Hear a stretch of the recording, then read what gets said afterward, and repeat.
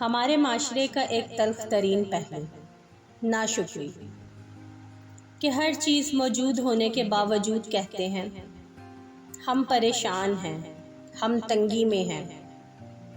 ذرا سوچئے، کیا ہمارے رب نے کبھی ہمیں بھوکا سلایا؟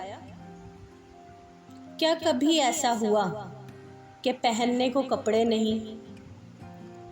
چلیں ایک نظر اپنے گھر میں ماریں، کیا گھر کا ہر کونا اللہ کے فضل سے بھرا ہوا نہیں؟ تو ذرا سوچیں، کیوں ناشکری؟ یاد رکھیں، اللہ ناشکروں کو ناپسند فرماتا ہے اور ناشکروں سے نعمتیں چھین لیتا ہے۔ شکر گزار بنیے اور اللہ کے محبوب بن جائیے۔